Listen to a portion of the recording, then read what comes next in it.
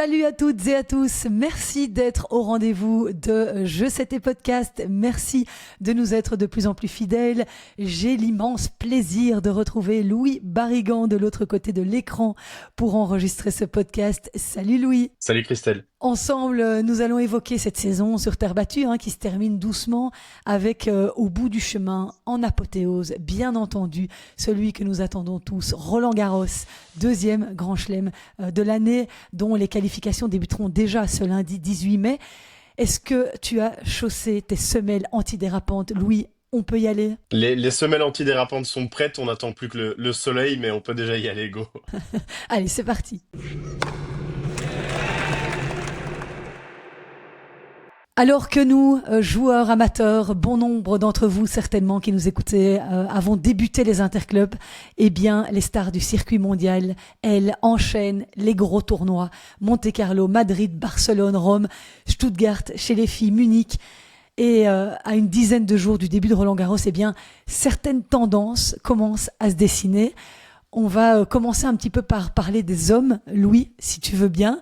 Et d'abord, d'excellentes nouvelles côté belge, puisque David Goffin a reçu une wildcard pour disputer les qualifs de Roland-Garros, désormais classé à la 249e place mondiale. Pourquoi David ne bouclerait-il pas la boucle en allant jusqu'en 8e de finale du tournoi parisien, comme il l'avait fait quand il s'est dévoilé aux yeux du monde? C'était face à Roger Federer en 2012 sur le court Suzanne Lenglen. David était alors âgé de 22 ans et il affrontait son idole de toujours. Il lui avait donné du fil à retordre d'ailleurs en lui prenant le premier set, 5-7, 7-5, 6-2, 6-4. Ce sont vraiment des images qui restent gravées dans ma mémoire. T'avais quel âge toi quand ça s'est passé? À ce moment-là, j'avais 15 ans et je m'en souviens assez bien surtout de la tenue de Federer qui m'avait marqué à l'époque quand j'étais plus jeune, une tenue grise avec un Nike jaune fluo.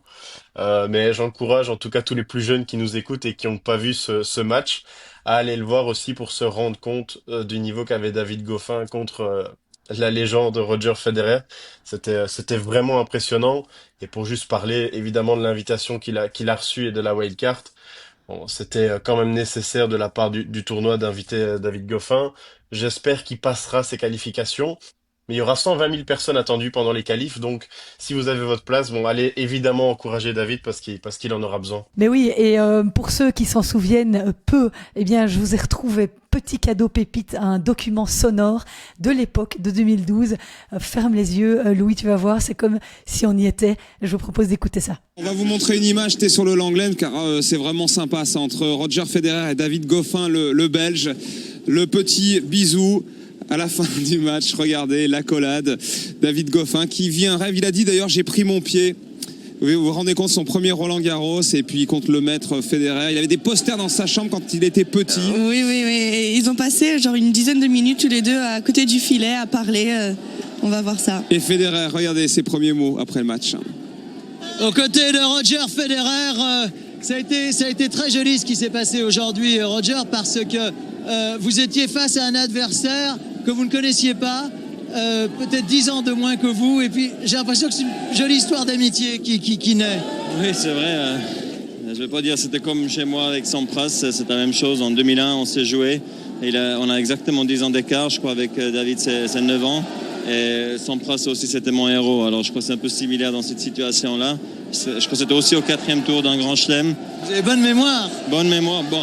C'était ma seule fois que j'ai joué à Sampras. J'espère qu'avec David, ça ne serait pas la dernière fois. Alors il disait, David, qu'il avait des posters de vous dans sa chambre. Vous le saviez? Je sais pas, ça doit être assez émouvant, ça, quand même. Oui, c'est bizarre, honnêtement. Ça me fait plaisir d'un côté, et l'autre côté, c'est difficile la situation parce que je crois, d'un côté il veut pas me sortir du tournoi parce qu'il m'aime bien et il veut que je continue, mais en même temps il joue son rêve. Alors c'était un match vraiment bien. Je trouve que David a fait vraiment un superbe match. Il a tout donné. Bon, bien sûr, il est devenu un peu fatigué parce que ça fait maintenant 2 semaines qu'il joue ici à Roland-Garros. C'était comme sa finale, c'était son 7e match. Oui, c'est juste 7 matchs pour gagner une finale. Voilà, c'est ça en fait. Alors c'est pour ça que j'étais conscient de ça. Et on a vu un peu, peut-être il a baissé un tout petit peu les épaules, mais c'est un peu normal après ce 2e set. Et après j'ai pris avantage. Pour finir, c'était un match difficile pour moi. Voilà, Federer, victorieux en 4-7. Et c'était pourtant David contre Goliath, ce match, puisque Goffin était classé au-delà de la 100e place mondiale. Roger, lui, était 3e. Et le Belge avait déjà aligné 6 victoires puisqu'il sortait des qualifications. Il avait vraiment été époustouflant. Et c'est vrai que c'est chouette, Louis, de pouvoir revoir David une dernière fois à Roland-Garros. J'ai quand même eu peur qu'il l'ait pas du tout, cette wildcard, mais bon, c'est pas le tableau final, mais au moins il sera déjà là. Oui, on peut le rappeler, mais David s'était pas inscrit en fait pour les qualifications de Roland-Garros. Il était 13e à être éventuellement dans le tableau en cas de désistement des 12 premiers. Il était 236e au moment du cut, donc il n'a pas jugé utile de s'inscrire. On lui offre cette wildcard et on le sait, Roland-Garros, c'est un peu aussi pour nous les Belges notre grand chelem. On est quand même pas très loin de Paris, donc il sera aussi un petit peu à la maison. Et vraiment, bon, ces derniers jours et ces dernières semaines n'ont pas été quand même bonnes pour lui sur le circuit à Aix-en-Provence. Il est éliminé par Thomas Forel, 2 fois par Emilio Nava aussi précédemment. J'espère que ce sera aussi un peu un regain d'énergie pour lui à Roland-Garros de voir qu'il est supporté. Toutes les conditions seront aussi réunies et les bons moments qu'il a connus, comme voilà l'extrait que tu viens de montrer avec Roger Federer, ça pourrait nous faire revenir un grand David Goffin qui, on l'espère, sortira de ses qualifications. Mais oui, parce qu'il est encore capable de certaines belles choses. On l'a vu à Monte-Carlo récemment. Tu parlais effectivement de sa défaite contre Nava et juste avant, il sortait quand même Buse qui était 50e mondial. Donc, il est capable de coups d'éclat et qu'est-ce qu'on aimerait le voir briller et sortir de ses qualifs, aller rejoindre le tableau final pour son dernier Roland-Garros. Ce serait le plus belle chose, le plus grand souhait qu'on a pour lui. Oui, ça c'est le premier souhait. Et peut-être encore au-dessus de ça, c'est qu'il n'est pas mal quand il joue. C'est peut-être encore ce qu'il y a de plus important. Oui, et un autre Belge sera dans ce tableau des qualifications, c'est Gilles Arnaud Bailly, qui est actuellement 208e. Chez les femmes, c'est Sofia Kostoula, c'est Grete Minen et Yelin Van Drome qui participeront au qualif de Roland-Garros. Donc 5 joueurs sur les cours dès ce lundi 18 mai. Dans le tableau principal, chez les hommes, on retrouvera pour la première fois Alexander Blocks, en plus de Zizou Bergs et de Raphaël Collignon. On pourrait jouer un beau coup, pourquoi pas. Oui, vraiment, je pense qu'on a des cartes à jouer dans ce Roland-Garros, au moins aller en deuxième semaine. Et c'est la première fois depuis 2017 qu'on a 2 Belges dans le top 40. En 2017, c'était David Goffin et Steve Darcy à ce moment-là qui était top 40 encore. Donc voilà, je pense qu'on a des joueurs qui sont plutôt en forme en ce moment. Raphaël Collignon qui n'avait pas pu participer ici à ce tournoi de Rome. Ça aurait été aussi un bel indicateur avant Roland-Garros pour pouvoir se mesurer au plus grand. Il a gagné un tournoi Challenger précédemment et il y a une petite blessure qui est survenue. On ne sait pas ce qu'il en est réellement. On n'a pas vraiment beaucoup de nouvelles. Je ne sais pas si tu en as, toi, Christelle, de ce qu'il en est. Oui. En tout cas, il est en ce moment même au Challenger de Bordeaux parce que j'y suis depuis 2-3 ans. Ma meilleure amie habite là-bas et donc j'ai toujours la chance d'assister à ce gros tournoi Challenger, un des plus gros en préparation à Roland-Garros. Il y a déjà eu Stan Wawrinka et Andy Murray qui sont passés par là. C'est vraiment un beau Challenger et c'est là d'ailleurs qu'évolue Steve Darcy en interclub, dans ce club à la Villa Primrose à Bordeaux. Et donc je sais que ils sont là-bas. Le tableau a été tiré. Raph Collignon doit jouer un qualifié. D'ailleurs, je l'avais posté en story. Mais donc a priori, il est bon et au taquet pour disputer Bordeaux. Donc j'espère qu'il arrivera en pleine forme à Roland-Garros. Oui, c'est clair, parce que pas faire Rome, bon, c'est normal, la blessure l'imposait, mais ça lui aurait aussi permis de se mesurer à des gros joueurs d'un plus gros acabit que ce qu'on peut retrouver habituellement en Challenger, parce que je le mets vraiment comme une belle chance d'aller loin aussi, Raphaël Collignon aux côtés d'Alexander Blocks. Zizou Bergs est là un peu plus comme une énigme quand même, parce que ça va quand même un petit peu moins bien. Il a battu Andrei Rublev il y a pas si longtemps que ça, mais hormis ça, c'est des résultats qui sont vraiment en dents de scie. Il peut passer du tout au tout. Mais si un Raphaël Collignon est fit et a un tirage qui lui est un peu plus favorable, on pourrait vraiment le voir en deuxième semaine de Roland-Garros. Je mets vraiment Alexander Blocks comme première grosse chance parce qu'il est complètement en feu. Oui, surtout après ce qu'il vient de montrer sur terre battue. Il a été absolument éblouissant pendant toute cette saison sur terre. 8e de finaliste à Monte-Carlo où il perd contre de Minaur mais avec les honneurs. Ensuite, 2e tour à Munich avec ce match contre Ben Shelton où il lui offre vraiment une belle résistance. pense son incroyable parcours qu'on a tous suivi à Madrid, où il sort 3 top 20 coup sur coup, donc Auger Aliassime 5e mondial, Cerundolo, Rude, avant de buter en demi-finale sur Alexander Zverev.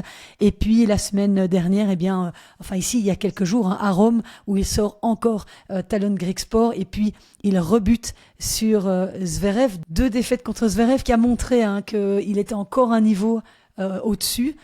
J'ai l'impression que Zverev contre Blocks, ces 2 dernières rencontres, c'est un peu la même chose que Sinner contre Zverev. J'ai vraiment eu cette impression de domination dans les 2 matchs. Ouais, bah, ça montre plusieurs choses. Le fait que Alexander Blocks est là dans le plus haut de l'échelle, au niveau mondial, en tout cas en ce moment, ça prouve qu'il est très performant. Ça prouve aussi qu'Alexander Zverev est vraiment le 3e homme pour l'instant du circuit. Il reste encore quand même vraiment fort. Mais quand on s'appelle Alexander Blocks, qu'on vient de passer la 100e place mondiale, qu'on évolue si bien en ce moment, c'est pas dramatique de le voir perdre contre Alexander Zverev. Il est encore très jeune, 21 ans, et ce qui m'impressionne vraiment chez lui, c'est qu'il a justement un air qui est un petit peu sinnerien, si je peux le dire comme ça. C'est qu'il est extrêmement solide, que ce soit en coup droit ou en revers. Il est vraiment posé sur le court. Il est vraiment en plénitude, on a l'impression. Il s'affole jamais. Et puis il dégage aussi une très très grande puissance sans vraiment en fait le faire ressentir sur le court, c'est-à-dire que on n'a pas l'impression qu'il tape fort et pourtant la balle part en boulet de canon sans mettre d'effort en fait, et c'est ce qui est impressionnant, et c'est ce qui me fait penser un peu à un Yannick Sinner. Et il a vraiment toutes les armes, en tout cas de cette nouvelle génération, qui rate rien, que ce soit en coup droit ou en revers, pour vraiment performer au plus haut de l'échelon. Donc c'est vraiment magnifique d'avoir un joueur belge comme ça qui progresse, jeune.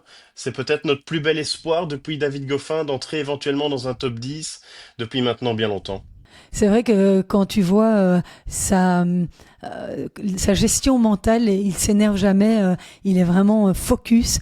Et moi, j'ai trouvé sur la dernière rencontre contre Zverev, par contre, qu'il était fatigué.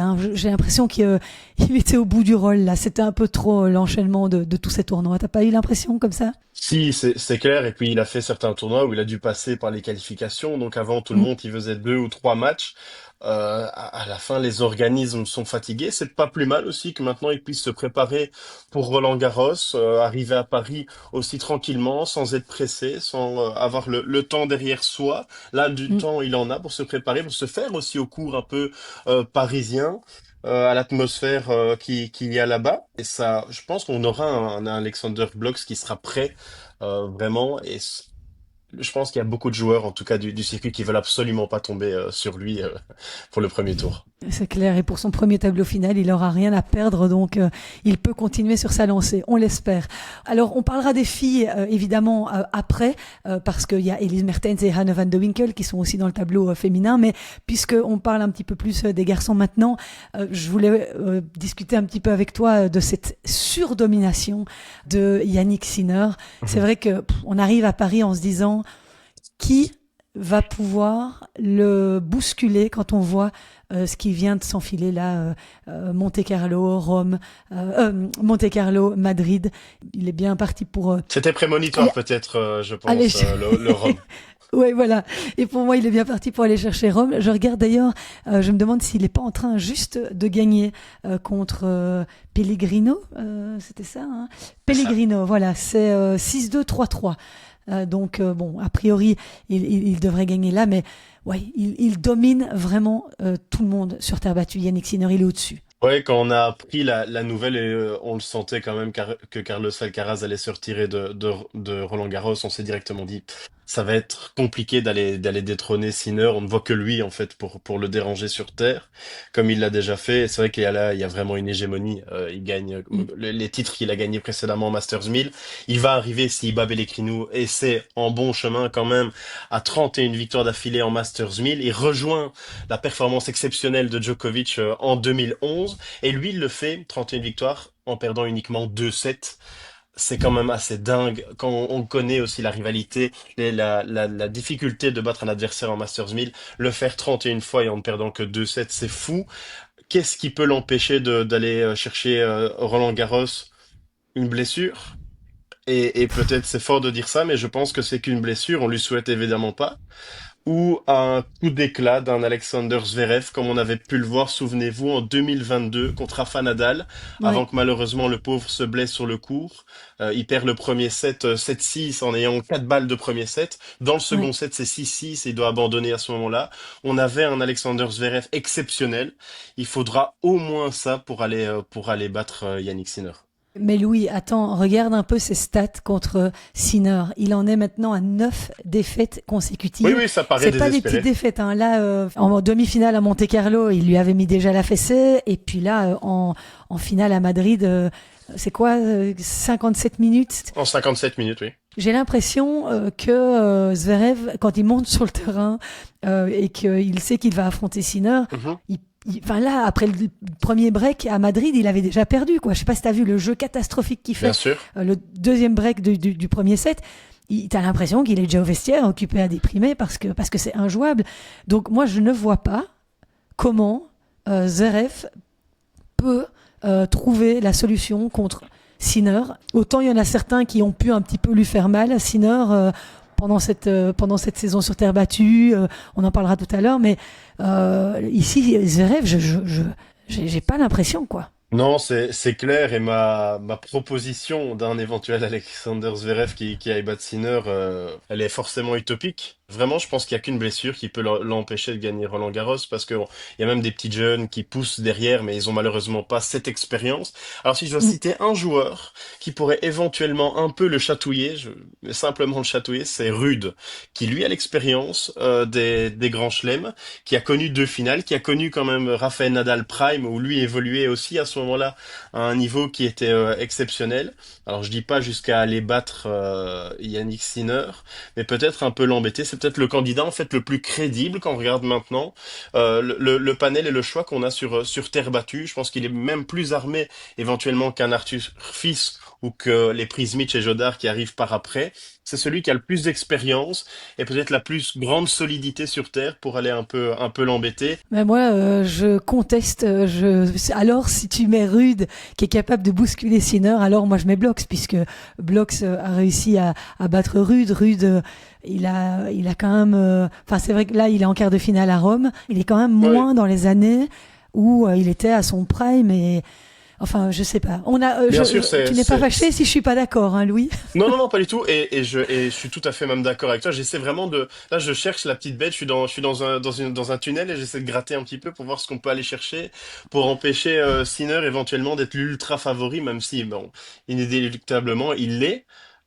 Mais il faut pas aussi oublier ce facteur expérience dans les matchs en cinq Ouais, 7 C'est-à-dire que ouais, un ouais. Alexander Blocks n'a jamais été confronté à une bataille d'un grand match en 5-7 dans un grand chelem. Et T'as ça, quand on raison. n'a jamais fait face à ça, les plus grands joueurs l'ont tous dit. La première fois que j'ai dû faire face à cette bataille physique, psychologique et plus sportive, en fait, plus uniquement basée sur tes capacités à faire un bon coup droit ou un revers, ça change vraiment et ça choque. Et ça, c'est cette expérience que malheureusement Rude a, que Daniil Medvedev est complètement perdu en ce moment, donc je n'ai pas envie de le citer. Rublev nous a jamais fait des résultats incroyables en Grand Chelem. Donc Mm. si j'isole tous ces cas-là, il me reste Casper Ruud, Zverev. Le facteur expérience sera important et c'est le plus malheureux à dire, mais celui qui a d'ores et déjà le plus d'expérience en Grand Chelem, c'est Yannick Sinner. Oui, et Yannick Sinner, ce qui est impressionnant, c'est sa manière de s'être adapté sur terre battue. Parce que oui, il est très fort sur dur, il a un excellent jeu de jambes, Mhm, il est très bas sur ses jambes. C'est un peu Djokovicien dans ses déplacements. Mais là, exact. il a montré, on pensait que la terre était la moins naturelle des surfaces pour lui, mais il est en train de faire sauter cette idée-là et on voit qu'il parvient vraiment à dominer sur Terre, à varier un petit peu plus son jeu, à faire d'autres choses. Et c'est aussi là où c'est intéressant. On sent qu'il a beaucoup travaillé, même si son grand copain Alcaraz ne sera pas là pour voir si ça a vraiment porté ses fruits. On sent qu'il a énormément travaillé sur cette surface, hein. Il travaille énormément. Son coach Darren Cahill le dit d'ailleurs. C'est une véritable machine et c'est un perfectionniste. C'est-à-dire que tout ce qu'il ne fait pas à son maximum, ah ben, il essaie de le corriger pendant les trêves. Dès qu'il a un petit peu de temps, il regarde à la moindre chose, à son service, à sa qualité de déplacement, à la manière dont il va glisser sur cette terre battue. Et en fait, c'est simplement le propre des plus grands de l'histoire de ce sport. Novak Djokovic était également pareil. Rafael Nadal était le dieu unique sur terre battue. Qu'est-ce qu'il a fait? Il s'est dit non, moi je vais quand même essayer de jouer à Wimbledon. Et après, sur dur aussi, je vais essayer d'aller gagner des grands chelems sur dur en me perfectionnant, en changeant mes prises, en changeant ma manière de bouger sur le court. C'est ce que fait maintenant Yannick Sinner, c'est simplement entrer dans les plus grands de l'histoire. Le seul petit bémol qu'on peut mettre aussi en juxtaposition de tout ça, c'est qu'il malheureusement il n'y a pas d'adversité. Et la légende de nos plus grands de ce sport, qui sont Rafa, Federer et même les autres, en fait, les Ivan Lendl et tout ce qui a suivi, c'est simplement qu'il y avait une adversité, il y avait un combat quand même dans cette course au Grand Chelem. Ici, ils sont que deux. Maintenant, il est seul en ce moment. À voir comment aussi Alcaraz va pouvoir revenir à Wimbledon, mais pour l'instant, voilà, il est seul. Et ça fait même mal au tennis, j'ai envie de dire, parce que Bah oui, avoir oui. si peu de rivalité quand on commence un Roland-Garros, mais malheureusement, il y a un désintérêt, parce que ce qui fait aussi que les gens regardent Roland-Garros, c'est parce qu'il y a un Alcaraz qui vient mettre du tennis popcorn, qui vient embêter la machine Yannick Sinner par la beauté du jeu, par ce qu'il propose de différent. Et c'est peut-être aussi encore quelque chose qui vient différencier Carlos Alcaraz de tous les autres par rapport à Yannick Sinner, c'est que Carlos Alcaraz propose quelque chose de différent. Un Alexander Blocks propose le même style de jeu qu'un Yannick Sinner.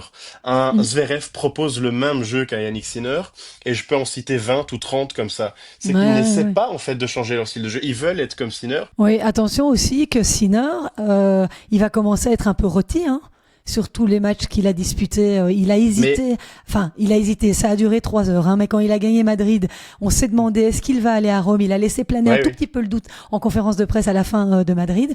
Bon, ça n'a pas duré longtemps parce Non, qu'évidemment, non. il rêve de s'envoyer le 9e Masters 1000 qu'il n'a pas encore dans son escarcelle. Et évidemment, s'il pouvait le faire devant son public, quelle meilleure motivation. Mais néanmoins, il va arriver pas tout à fait fringant après tout ce qu'il vient de 5 Masters 1000. Hein. C'est pas rien Pense que c'est pas physiquement, alors s'il arrive pas fringant, c'est peut-être mentalement, parce aussi. que on pense peu à ce type de joueur qui les conférences de presse. Donc quand il a fini son match, ça dure encore 4 ou 5 heures avant qu'il quitte le stade, pratiquement, tellement il y a des sollicitations et tellement il y a des photos à faire et voilà. Et donc ça, c'est ce qui peut être le plus dur pour lui, c'est mentalement, parce que physiquement, j'ai regardé un petit peu et c'est une stat qui est pas précise, mais c'est un ordre d'idée. Il a jamais quasiment dépassé les 2 heures de jeu, sauf quand il rencontre Carlos Alcaraz, où il le bat même en 2h25. C'est-à-dire que quand Yannick Sinner joue un match maintenant, il est entre 1 heure et 1 heure et demie. Oui, mais attention, Louis, n'oublie pas que s'il va au-delà de 3h50, je sais plus c'était quoi la stat, 4 heures, c'est très mauvais hein, pour l'instant pour lui. Donc quand tu dis qu'il veut que ça aille vite, bah, c'est pas étonnant parce que quand tu Mais vois ses stats sur les matchs longs. est-ce que tu vois quelqu'un qui le pousse en 3h50 à Roland-Garros en ce moment? Ah, alors justement, et tu me tends la perche, décidément aujourd'hui tu me tends beaucoup de perches, je t'aime C'est un beaucoup travail Louis, d'équipe, hein, merci. Christelle. C'est justement, est-ce que cette génération des jeunes Raphaël Rodar, Fonseca, Alex Bloch, qui fait partie de cette génération, Ouais. Lerner Tin, est-ce que c'est pas cette génération-là qui est peut-être capable de les bousculer un petit peu? Parce que le Raphaël C'est Rodar, là, moi je l'ai encore vu jouer hier soir. Waouh, ce gars, il a tout, hein. C'est une révélation. Il a 19 ans, mais il est serein, il ne panique pas, il a un jeu super propre. Il a c'est un peu un mix entre Sinner et Zverev, disait très justement Maxime Descamps, que je profite de remercier infiniment d'ailleurs au passage pour tout le travail qu'il a accompli sur ce podcast. Mais il est imperturbable. Ce Raphaël Rodar, moi, il me bluffe. Ouais, et je me demande quand même ce que font les Espagnols avec leur talent, et que ce soit limite même dans tous les sports, parce qu'ils arrivent quand même à chaque fois à nous trouver des petits génies. Lui, ça a l'air vraiment d'en être un, et c'est la remarque de Maxime est très très juste. C'est vraiment entre un Zverev et un Sinner, c'est ce qui fait peut-être peur, tellement ça semble parfait. Ce qui peut Mm. le plus le rapprocher d'un Sinner, je pense que c'est trop tôt maintenant, parce qu'il n'a pas connu, et j'évoquais cette expérience des grands chelems, il les a pas encore connus pour titiller un Sinner là maintenant, mais quand il aura acquis c'est justement cette expérience, il pourra vraiment être un candidat très sérieux à remporter un grand chelem un jour. Il traverse les Masters 1000 avec une facilité déconcertante. Il n'a que 19 ans. Il y a quelques mois, pour ceux qui ne suivent pas beaucoup le tennis, personne ne le connaissait. Maintenant, on ouvre les journaux et on regarde un peu YouTube. On parle beaucoup de Rafael Rodar. Donc oui, tu le dis très bien. C'est vraiment bluffant et c'est impressionnant. Ouais, titre à Marrakech, son premier sur le circuit cette année. Derrière, il a confirmé avec une demi-finale à Barcelone, un quart à Madrid. Il est en huitième de finale. Il a gagné son huitième de finale aujourd'hui. Il vient de lui. battre Lerner Tin. J'ai essayé de regarder le match comme je pouvais, Ouais. parce que j'avais une interrogation aussi par rapport à Lerner Tin sur ce qu'il pouvait faire sur terre battue avec son entraîneur Michael Chang, qui lui avait gagné Roland Garros, mais Ouais. ça n'en fait rien face à la machine Rafael Rodar. Il l'a complètement balayé. Mais à 19 ans, avoir cette facilité de quand Donc il même... est en quart de Il finale. est hein. en quart Il est encore en quart aussi. de ce Masters 1000. Ça, c'est par contre très impressionnant. Alors, il faut pas qu'il se fatigue non plus parce que malheureusement, déjà à 19 ans, on va attendre de lui qu'il aille quand même un peu loin à Roland-Garros, surtout avec ce tableau qui est, on peut le dire, plus ouvert que jamais ça ne l'a été de ces dernières années à Roland. Lui peut aussi rêver d'un quart comme pleinement à Roland-Garros, Raphaël Rodar. Donc, Mm. franchement impressionnant. Il semble tout avoir, que ce soit mentalement ou physiquement, pour intégrer le top 10 assez rapidement quand même. Ouais. Il a une tête de gendre idéal, Oui, c'est je vrai. dirais. C'est vrai, tout semble parfait chez lui en tout cas. Une de mes 3 filles le ramènera à la maison dans quelques années, que je ne serais pas contraire. Je l'emmènerai au TCB, au tennis club Beauvechin, pour aller lui faire goûter la bière locale et taper quelques balles. Et t'aurais un bon sparring partner aussi. Hein. Voilà. Bon, il nous reste quelques minutes, Louis, pour évoquer 2 joueurs qui, pour moi, on ne peut pas ne pas en parler. C'est Novak Djokovic et Arthur Fils. On a touché un mot brièvement, mais très brièvement tout à l'heure. Mais pour moi, il fait évidemment grandement partie de l'équation, mais Djokovic, on ne sait pas où il en est. Grosse incertitude avant Roland-Garros. Défaite d'entrée à Rome contre Dino Prismic, qui était qualifié, donc avec quelques matchs dans les jambes, en 3-7, défaite 2-6, 6-2, 6-4. On ne sait pas comment il se prépare avant Roland-Garros. Il ne joue pas Rome, donc on ne saura pas jauger ça, mais on a toujours envie de dire... Attention à Djokovic en Grand Chelem, il est capable de tout. On ne sait pas ce qu'il est en train de faire en coulisses. Non, t'as parfaitement raison, Christelle. Même un premier tour, ouais, c'est vrai que ça ne lui est jamais arrivé quasiment dans sa carrière de perdre en premier tour. Mais ça veut pas forcément dire grand-chose avec Novak Djokovic. Et ça, il faut juste remonter ici il y a quelques mois, quand il arrive à l'Open d'Australie. On a aussi plein de questions. Beaucoup de gens se posaient la question, quel est son état physique? Comment est-ce qu'il va réussir à passer un tour? Comment est-ce qu'il va passer 2 tours? Finalement, il nous offre un match d'anthologie contre Yannick Sinner, qu'on juge ici imbattable. Donc, sur tout ça, je pense qu'il faudra compter sur Novak Djokovic. Rien que le nom Novak Djokovic, quand on est en Grand Chelem, que ce soit à Roland-Garros ou ailleurs, quand on affronte Novak Djokovic, on perd un petit peu d'influx directement, on dort moins bien pendant la nuit avant de l'affronter. Ce sera le cas pour tous ses adversaires. J'ai regardé le match contre Dino Prismic. Il faut aussi dire que Prismic a été incroyable dans les deuxième et troisième sets. Il admire d'ailleurs beaucoup Novak Djokovic, donc c'était très fort de la part de Dino Prismic de faire ce qu'il a fait. J'ai pas trouvé que Djokovic était non plus mauvais. Je l'ai pas trouvé non plus à l'ouest. Évidemment, c'est choquant de voir Djokovic perdre contre Dino Prismic, mais il faudra l'attendre à Roland-Garros et je m'attends à ce qu'il passe quand même plusieurs tours. Alors c'est peut-être la surface qui lui convient le moins bien, pardon, à son âge. Et là où je vais vraiment attendre Djokovic, et c'est peut-être dans un petit coin de sa tête, est-ce que je ne fais pas Roland-Garros pour voir où j'en suis? Et je tente mon dernier grand chelem à Wimbledon, là où les échanges sont plus courts, là où je suis peut-être le meilleur joueur du monde, et là où j'ai le plus de chances de rentrer, d'être vraiment là le plus grand de l'histoire, et c'est vraiment incontesté, ce sera à Wimbledon. Ouais, on a le temps de voir venir Wimbledon. Mais alors, par rapport à Arthur Fils, je voulais aussi en toucher un petit mot. Très grosse saison sur terre battue jusqu'à présent. Il s'est offert le titre à Barcelone, une victoire en finale contre Roublev. C'était un vrai signal fort après des soucis physiques qui l'ont mis sur la touche pendant de nombreux mois. À Madrid, il a fait demi-finale, battu par Sinner. À Rome, il abandonne après seulement 4 jeux contre Pellegrino, touché à la hanche, forcément un peu inquiétant à 2 semaines de Roland-Garros, mais il a rassuré derrière. Il a dit que les examens n'avaient rien révélé d'inquiétant, qu'il reprenait déjà sa préparation pour Roland. Ouais. Donc, plus de peur que de mal. Il veut prendre aucun risque parce que tout le monde l'attend là. Maintenant, il faudra voir dans quel état physique, sans avoir joué de nombreux matchs, il arrive à Roland-Garros. Est-ce qu'il va être capable de gérer cette pression que les médias français, j'ai déjà entendu deux émissions spéciales, Arthur Fils peut-il gagner Roland-Garros? Ça y est, la pression, elle est à fond à bloc là. On rappelle quand même que Yannick Noah a gagné en 1983 et depuis, ils attendent un joueur français pour lever le trophée. Mais donc, voilà, ça c'est un petit peu l'interrogation. Mais moi, je l'ai vu sur ces matchs ici sur Terre, il m'a vraiment bluffé. Physiquement, c'est une bête. Sur cette surface, il est très très fort et pour moi, il peut aller très loin. Non, il doit aller très loin. Il a un talent et il a quelque chose qui est absolument pas français. Il dégage quelque chose qui est rockstar. Sur le court, c'est pas m'emballer que de dire ça, c'est je le pense. Il a une attitude un peu de rockstar qui diffère des autres joueurs, surtout des Français. Mais c'est peut-être aussi voilà le défaut de ses qualités, c'est que je trouve que c'est trop d'emballement quand il joue sur le court. C'est peut-être ce qui lui a coûté aussi des pépins physiques. Il a été quand même blessé longtemps à cause d'une fracture de fatigue au dos. Il a perdu 7 kilos. C'est aussi un changement très très fort au niveau de son corps. Il a vraiment maigri, c'est vraiment affûté, moins musclé que ce qu'il était avant, mais il a une débauche physique qui est incroyable. Il serre le poing, il n'arrête jamais, il parle à sa boxe. Tout ça, c'est de l'épuisement mental, comme je l'évoquais, mais aussi physique. C'est peut-être ce qui peut aussi lui coûter des points à Roland-Garros, hormis évidemment cette pression que peut lui mettre la presse française en attendant qu'il gagne un grand chelem. Je pense que déjà aller en quart de finale, ce serait magnifique pour Arthur Fils, qui est encore très jeune et qui a encore toute sa carrière devant lui. Et il a le temps de se construire, il y a des points à améliorer, mais tu le dis bien, il développe une puissance phénoménale sur le court.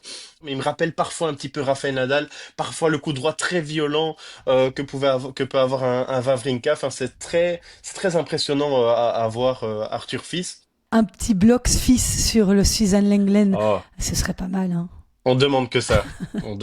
Parce que ce serait vraiment un beau match-up entre un peu la glace, le feu et la glace. Oui, c'est vrai. Ce serait vraiment super. C'est vrai. Bon, Louis, je veux pas te presser, mais il nous reste exactement 11 minutes pour évoquer les filles.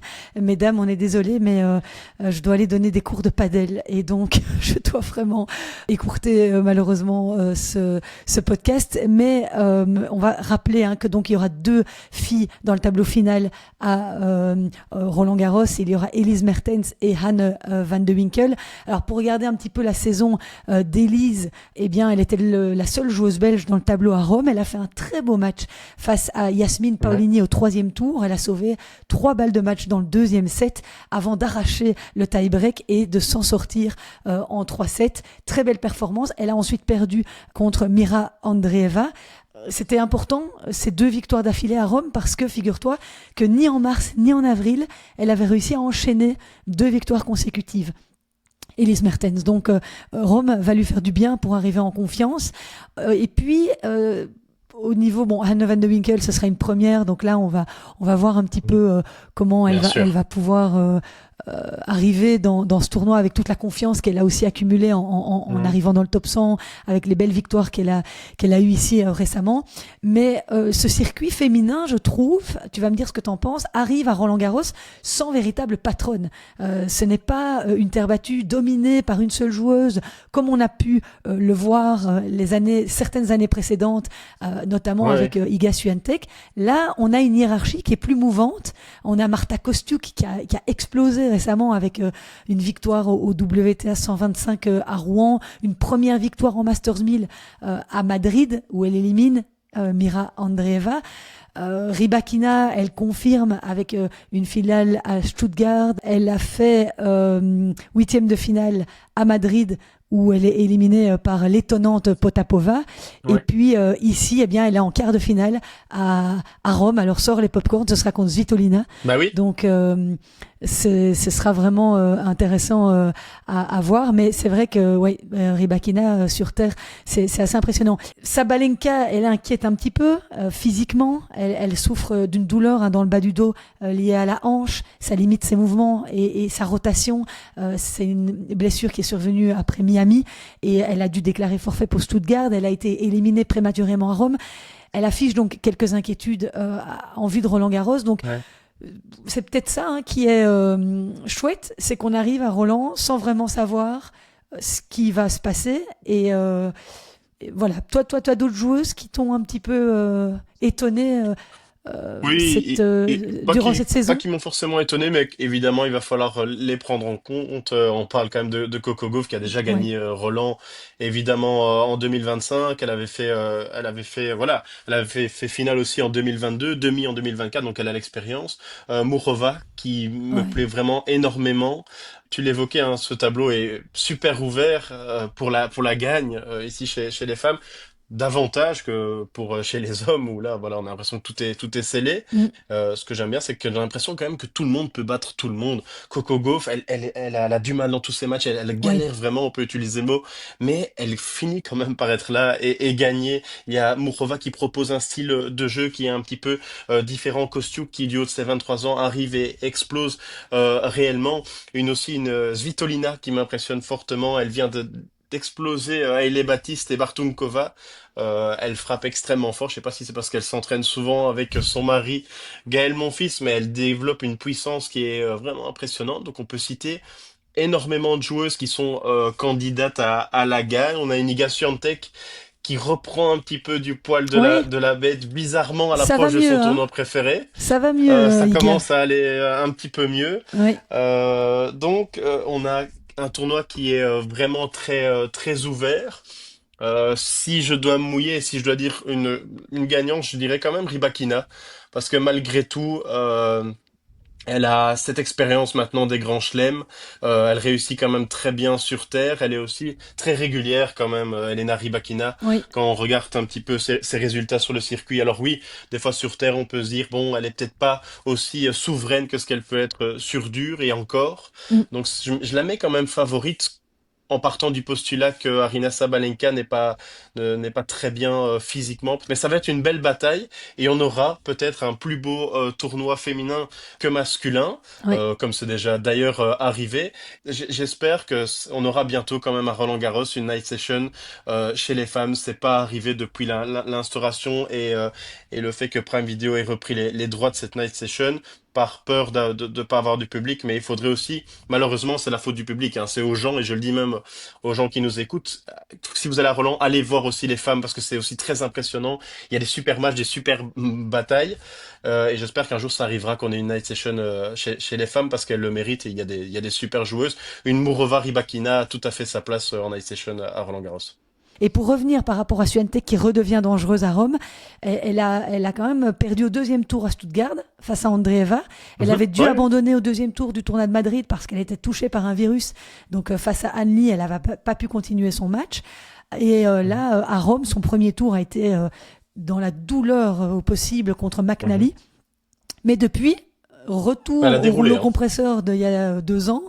Mais moi, si je dois parler d'une joueuse qui m'a vraiment impressionnée cette saison sur Terre, c'est aussi Mira Andreeva, hein. Oui, c'est clair, ben, on l'a encore vu ici en finale. Bon, elle est toujours là. Et Ouais, c'est vrai qu'on s'en rend pas compte, elle est encore tellement jeune, même comme Coco Gauff d'ailleurs. Ce sont des filles Coco Gauff a 22 ans, on a l'impression qu'elle est là depuis 10 ans sur le circuit. ouais. C'est la même chose pour Mira Andreeva qui est encore tellement jeune et qui se 19 hisse ans. quand même tout le temps. Elle a 19 ans et elle est toujours là aux dernières marches des plus grands tournois, si ce n'est en quart de finale.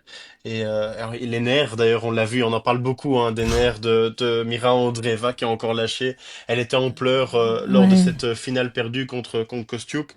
C'est normal aussi, peut-être. Elle a 19 ans, c'est une immense championne. Elle est déjà au plus haut de l'échelle de son sport. Et il faudra compter sur elle. Et je suis tout à fait aussi d'accord avec toi, évidemment. Je mets Rybakina comme un favorite, mais si tu mets Andreeva, c'est complètement normal. Et ce sera peut-être, à voir le tableau, mais ce sera peut-être une des finales. Ouais, ouais, mais par contre, tu parlais tout à l'heure de Night Session. C'est vrai que je préfère aller voir un bon match féminin accroché imagine les gens qui vont peut-être débourser 250, 300, 400 euros, je ne sais pas quels sont les prix pour la finale messieurs à Roland-Garros, mais la tête de série numéro 2 est Zverev. Oui, bien Et sûr. les 2 derniers matchs entre Sinner et Zverev, C'est 57 minutes. excuse-moi, mais moi, c'était pas amusant, hein, Non, y a c'est rien, ça. quoi. Donc, c'est là que ça me fait un peu peur. Je me dis, mais espérons qu'il se passe quand même quelque chose dans ce tableau masculin, parce que sinon, les perspectives ne sont pas des plus Non, mais c'est pour ça alléchantes. aussi que c'est super intéressant de se rendre à Roland-Garros. Là où les prix sont d'ailleurs plus accessibles pour le public, c'est d'aller dès les premiers tours. Vous allez pouvoir voir 15-20 matchs par jour si vous vous baladez bien entre les cours. Vous allez voir tous les plus grands joueurs que vous voulez. Si vous prenez un billet sur le Langlaine, je pense que le Mm. Langlaine, c'est le billet qui est le plus intéressant à prendre. Et c'est ça qui est aussi sympa, c'est que les places sont encore accessibles. Ouais, mais c'est une galère hein, pour avoir des places, tu sais, en qualif, oui, c'est tout à fait faisable, mais il y a des gens, ils sont sur liste d'attente depuis des mois, ils essayent pendant 3 heures devant leur PC.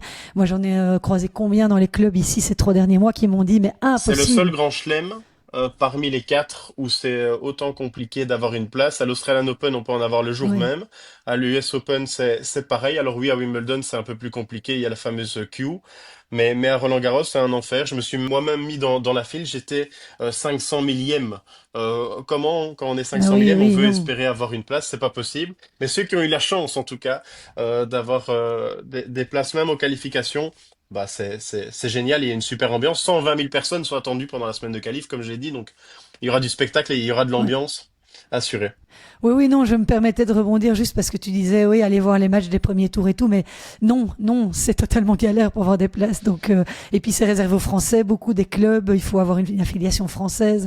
C'est Donc, un enfin, je tirage au connais sort, pas je pense exactement les maintenant, hein. rouages, mais C'est un tirage au sort. oui, Pour pouvoir oui, seulement avoir accès et se mettre dans cette file, il faut être tiré au sort avant de recevoir un mail pour pouvoir avoir accès à oui, cette file. oui. Ou là où avant, en fait, suffisait de se mettre dans la file et attendre. Et là, il y avait possibilité d'avoir des places. Maintenant, c'est devenu, comme tu le dis, hein, impossible. Mais je parlais aux quelques chanceux, je suppose, qui nous écoutent et qui iront à Roland. Voilà. Et si vous allez à Roland, eh ben on espère, j'espère que je vous croiserai dans les allées de Roland-Garros, De où même. je serai évidemment, je vais rejoindre Philippe de Haas qui sera sur place puisque c'est sa maison maintenant, hein, le centre national d'entraînement. Et puis voilà, on aura peut-être l'occasion de s'y croiser, Louis, où toi tu vas probablement aller pour la presse, c'est ça, pour la presse écrite. Oui, je vais y aller pour la presse écrite et puis voilà, si on sait aussi faire quelque chose même voilà, à donner ici aux gens qui nous suivent, ce sera avec grand plaisir de partager Ouais. aussi un peu justement, tu l'as évoqué, c'est compliqué d'aller à Relance, on peut partager un petit peu plus de ce qu'on peut vivre là-bas et la chance qu'on a d'y être, on le fera avec grand plaisir parce que c'est vraiment un événement magnifique. Voilà, et avant Roland-Garros, je vous rappelle, si vous ne me suivez pas encore sur les réseaux sociaux, que je serai d'abord à Rome à partir de ce jeudi 14 mai jusqu'à samedi. Il y a un événement assez sympa qui s'y déroule. C'est la Young Talent Cup by BNP Paribas qui organise en fait une espèce de petite compétition sur 2 jours où les 4 meilleurs jeunes de chaque académie qu'ils soutiennent dans différents pays financièrement vont se rencontrer. Donc il y a l'académie de Félix Auger-Aliassime, celle de John McEnroe, celle de Justine Hénin. Stan Wawrinka devrait être confirmé, ça ne l'est pas encore, mais ça ne saurait tarder. Il y a les Français avec Joe Wilfried Tsonga, Alizé Cornet qui sera la marraine, et ces jeunes vont se rencontrer. Et puis on m'a demandé de suivre un petit peu cet événement, donc n'hésitez pas à venir me rejoindre sur les réseaux sociaux, sur YouTube. Je vous ferai vivre ça pour un mieux avec ces jeunes pépites qui moi que j'envie, hein, Louis, je sais pas, ils ont 12 ans, ils jouent mieux que toi et moi, ils nous mettent 0 et 0, quoi. Ouais, non, c'est clair. Ouais, j'ai tenté le foot, ça n'a pas fonctionné. Maintenant, je suis blessé, j'ai les ligaments croisés réellement en plus. Et j'ai tenté le tennis, j'ai percé dans aucun des deux, donc je me contente maintenant d'aller voir ceux qui jouent très très bien. Et c'est déjà bien comme ça. Tu vas voir, quand tu arriveras en vétéran, tu vas retrouver des espoirs. Là, moi, j'ai jamais été aussi en focus que depuis que je suis vétéran, je peux essayer d'aller chercher des titres dans cette catégorie de vieux, de jeunes vieux, quoi, on va dire ça comme ça. Bon, allez, je dois filer, Louis. Je te remercie infiniment d'avoir été Avec avec grand moi pour plaisir. ce podcast. J'espère qu'on se retrouvera très prochainement. Merci à vous tous d'avoir été à l'écoute. Merci pour vos petits mots sur les réseaux sociaux, les petits messages que vous m'envoyez. Ça me fait toujours beaucoup rire. Merci à tous ceux qui se reconnaîtront et puis aussi à ceux qui me soutiennent à travers Supporting Cast. Vous avez encore un nouveau numéro qui vient de tomber avec Ruben Bemelmans qui nous parle justement du phénoménal parcours d'Alexander Blocks à Madrid. N'hésitez pas à l'écouter. C'est pépite. Voilà. Merci d'avoir été à l'écoute. À très vite. Ciao, ciao. Ciao, ciao. Salut Louis.